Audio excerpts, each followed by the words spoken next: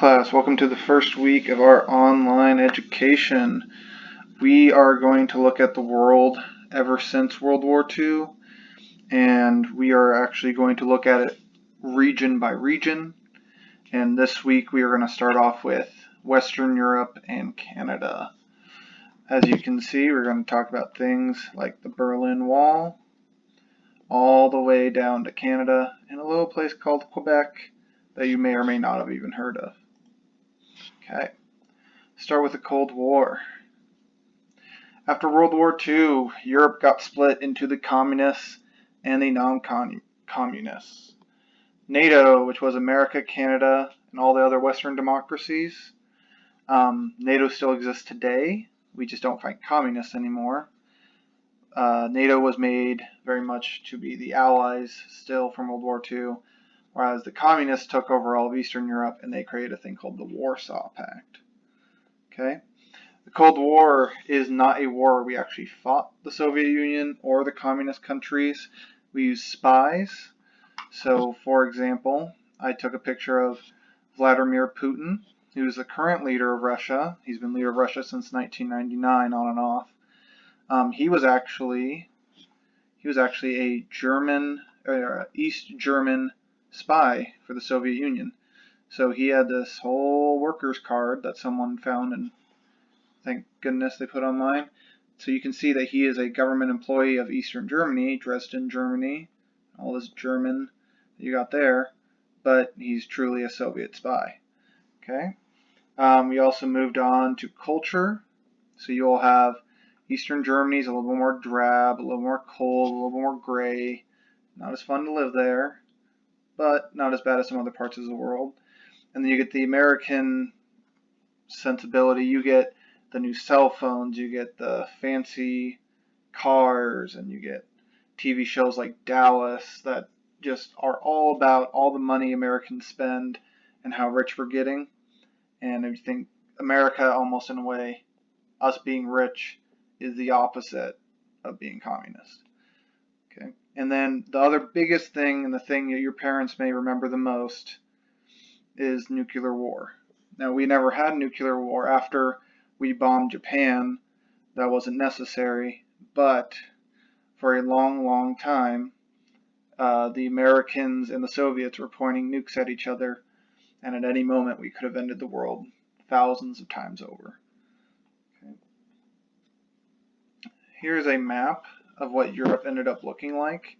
I know it says 1983, but this was pretty static or non-moving for almost all of the Cold War. You get all the Western countries, and that does include some other countries that you wouldn't think of the West either. Greece is considered to be the West because they are more democratic, more freedom. They did have a dictatorship in the 60s, I believe, and then we'll get to that, but they still count. Turkey was part of NATO, and they were our ally, even though they're Muslim and not considered part of Europe that much. They're considered part of NATO. We actually did have Western Germany, and we'll get to that later. They actually were completely free after 46, but Eastern Germany stayed communist. And then all these other countries that the Soviet Union took over, they were communist as well. You'll have a few exceptions. Spain was a dictatorship. Ireland didn't want to be involved in this. These two Nordic countries didn't want to be involved in it. Austria didn't, but the Soviets messed with them a little. Switzerland, completely neutral, as they've always been for almost 400 years. And you'll get these countries of Albania and Yugoslavia, who are communist countries, but they did not want to mess with the Soviet Union. So we did not have to actually fight them at all. Weirdly enough, they became communist on their own, and they just didn't want to listen to the Russians. So let's talk about nuclear threat. The United States, Britain, and France were the three countries that altogether we had nukes. So the British people also had nukes, and so did the French, surprisingly, though they never really had much of a reason to use them, as maybe the Americans or the British did.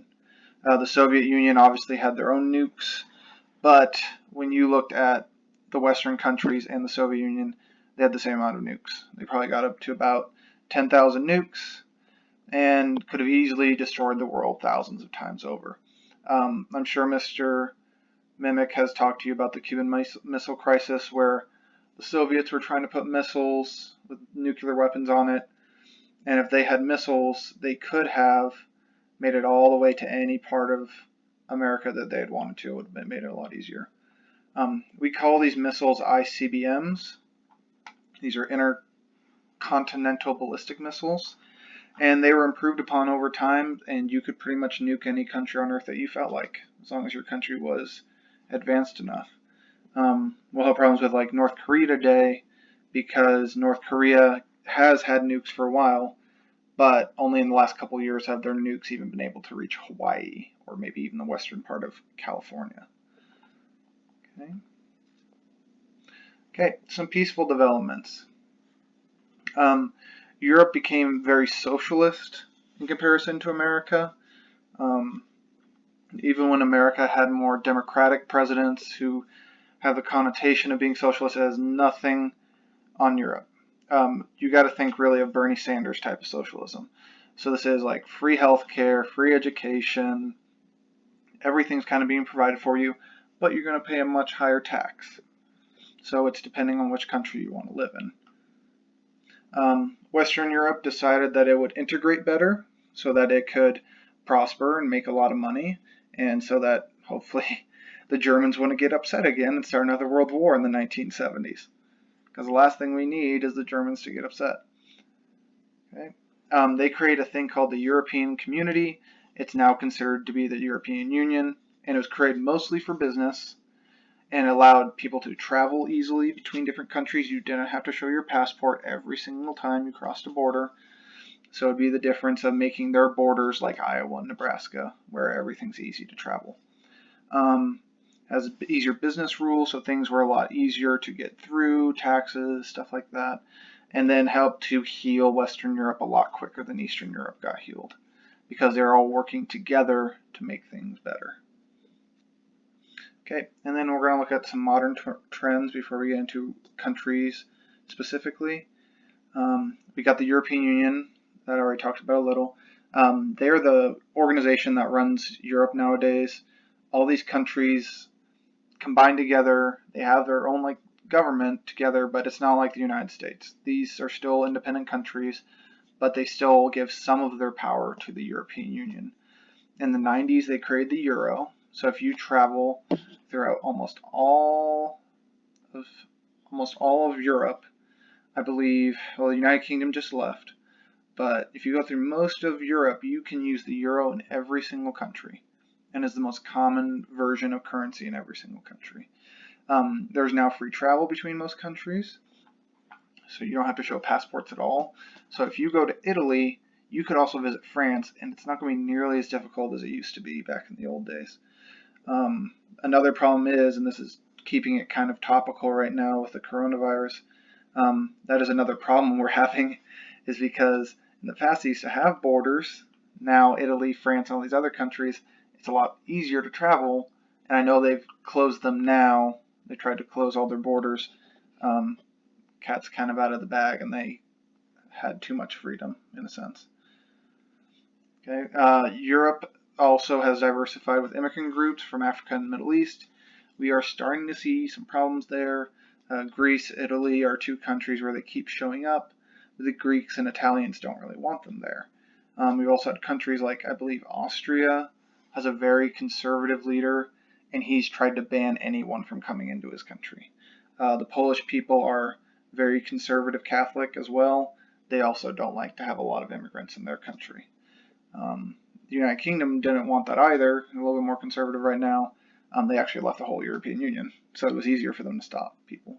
The good thing about immigrant populations that are coming in, they may not be as Christian as Europe is, but as I'll also say, like, Europe is not very religious compared to America, so they're not even as Christian as we are, and a lot of their families have already started the 2 children or less.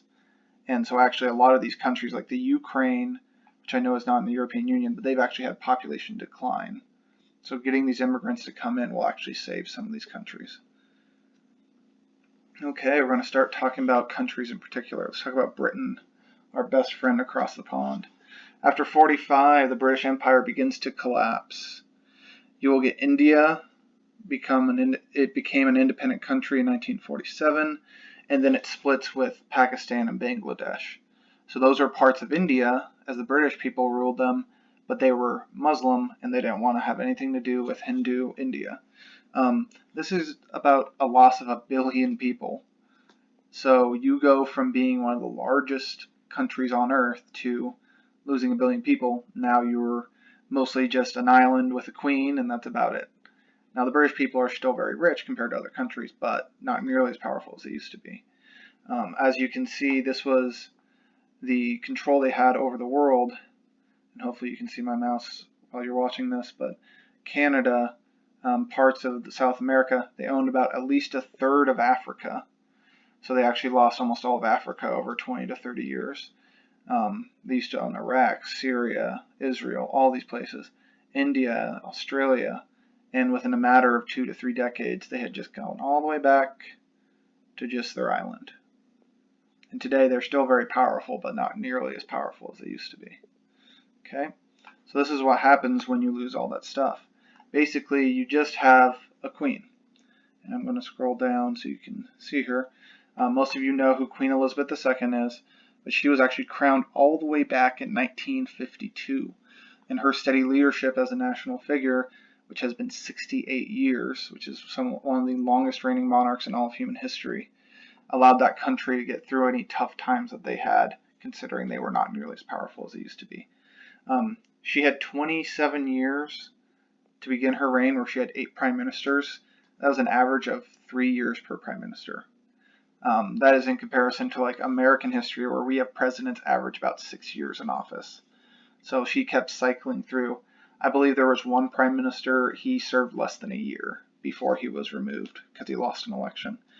It wasn't until we got another great lady, Margaret Thatcher, that they had a prime minister last more than 6 years. And considering that our American presidents last 8, it can be hard for us to work with them in some ways when you keep changing your leader all the time.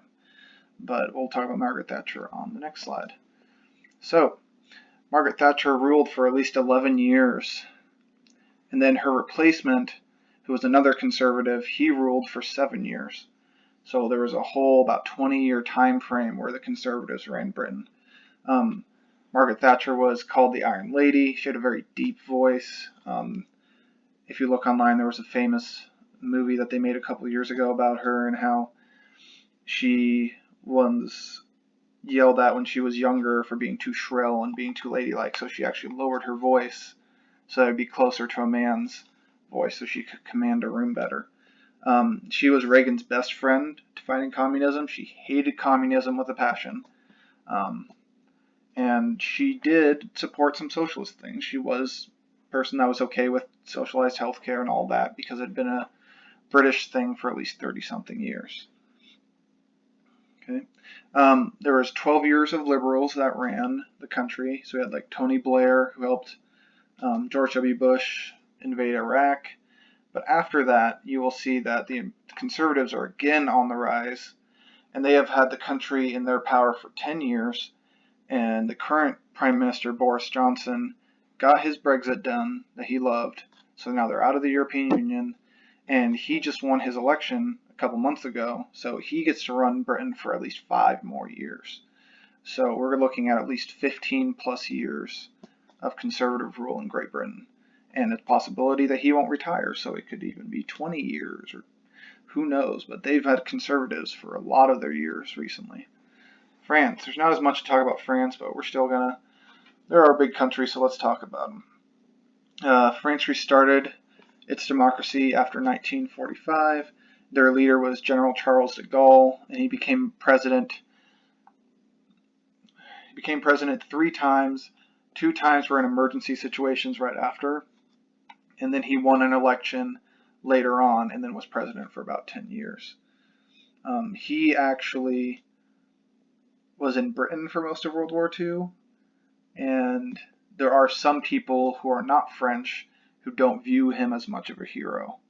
Because, as I'll talk about in a second, he was more of a nationalist and probably a smidge racist because he hated the Algerians. He wanted to take back Vietnam, even though Vietnam had already won its independence from Japan. And he really, without the Americans and the British helping him, would have never done anything and could have never taken back France from the Nazis. Um, he did try to take Vietnam back. That was a mistake. Then after that big mistake of trying to take back Vietnam, he just let Algeria, after Algeria had been fighting to get their independence, he let them get their independence in northern Africa. In this bottom part of the screen, you'll see this is what the French Empire used to be. They had Syria in the Middle East, and they had Vietnam, they had Madagascar, if you ever watched those movies growing up, and then you had most of northwestern Africa where it was close. Okay, France is really your leader of mainland Europe, even to this day. Back then, you had the Eastern Germans that were communists, and you could see that without them, the Germans weren't as strong, so the French had to take over most of Europe's problems, and along with the British, tried to help America with the rest of the world. Okay, we're going to look at Germany. After World War II, we divide up Western Germany and Eastern Germany. Western Germany was the British, the French, and the Americans that took over. Eastern Germany was just the Soviet Union. Democratic and capitalist Western Germany, then you got communist Eastern Germany. Berlin was also divided because it was considered such a great prize in the war. There was a Western Berlin that was not communist, it was capitalist and democratic, and then East Berlin was just the capital of Eastern Germany, and it was not separated. They put up the famous Berlin Wall, which was manned by machine gun turrets. Some portions of it you could probably hop over after trying to get through all these soldiers, but other parts of the wall were so tall that it was almost impossible. The communists sealed off Eastern Germany and completely cut off West Berlin.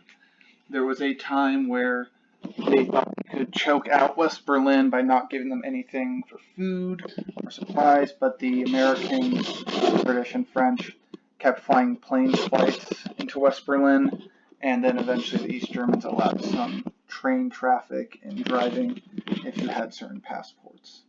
But it was very difficult for East Germans to get to West Germany or West Berlin, because if they could, they would leave forever. Okay, let's look at Germany right now. In 1989, the Soviet Union began to collapse under its own weight. Communism doesn't work. It doesn't make people rich. It doesn't fill the shelves. It could no longer control Eastern Germany, and the people of Berlin and the people of all of Germany came together. The people of Berlin broke the Berlin Wall, so now they could see each other. There's a heartwarming story that the Americans in the 80s, Reagan has a famous speech at the Berlin Wall, and they asked a person from West Berlin what he thought of the wall, and he said that he hadn't seen his sister. This was like in 1989. He had not seen his sister since about 1950s, about 30 to 40 years at that point. So he kind of told the Americans that, what do you think I think of the wall? I haven't seen my sister in almost 30 years. So the whole country came together. It's a great thing. And you got to remember, Germany's been a country since 1990. They're not very old right now. I know they're an old culture, but as a country, they're actually pretty new. Today, Germany as a whole is very rich and powerful, but if you look at Eastern Germany, this lighter blue means that it's poorer. So they make anywhere from $27,000 to $3,200 basically. The euro and the dollar are about the same. And then you see like Western Germany, where the Americans were, especially Bavaria, where the Americans definitely have a stronger presence. They make over $47,000 per person, which is a lot of money. That's American standard of living. Eastern Germany, that would be like some more poorer states like a Mississippi or an Alabama. Okay, let's look at Spain and Greece. Spain's dictator was Francisco Franco. We talked about him. He came to power in 1939 because of Hitler, and he won the Civil War. He died in 1975, and that's when the Spanish dictatorship finally fell. You will get 26 years of military dictatorship in Spain.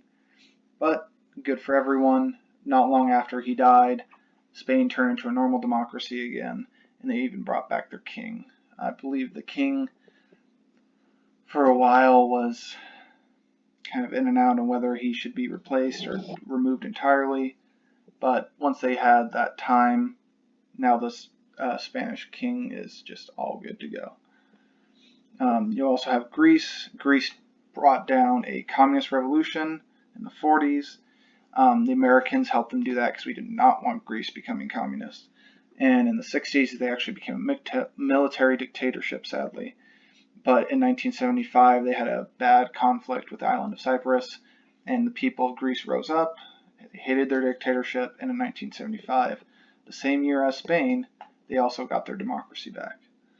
And then the last country we will talk about, Canada. Canada was one of the most successful countries after World War II, and in many ways you could say they're more successful than the United States.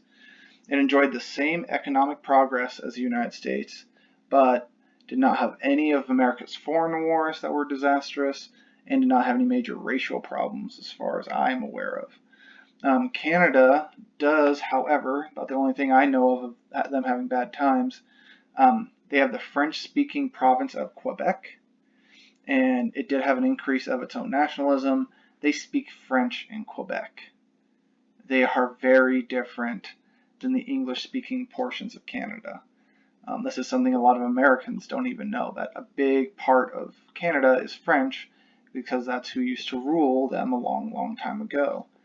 In 1995, they actually gave the province of Quebec a right to vote if they wanted to leave all of Canada, and 50.58% of them said that they wanted to stay. So you had, on the flip side, 49.52% of them wanted to leave. So it was a very close election, and it almost became a part where you might have had Quebec and a smaller version of Canada to the north of us. And all of you would have been born knowing that there's two countries to the north of us. Canada today is our most similar country to the United States. Obviously, the UK also speaks English, but Canada, being our next door neighbor, is very similar culturally. It's just going to be like a colder version of Minnesota that loves maple syrup and loves Taki. They're our top ally in a lot of things. They don't have a big military, so they don't help us a lot on military things.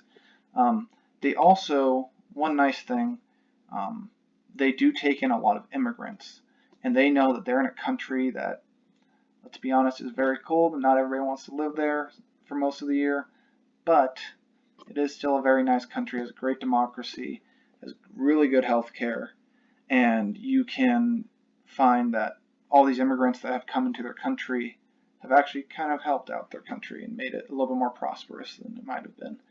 They actually take in more immigrants than America does, so they are more of a melting pot than America is.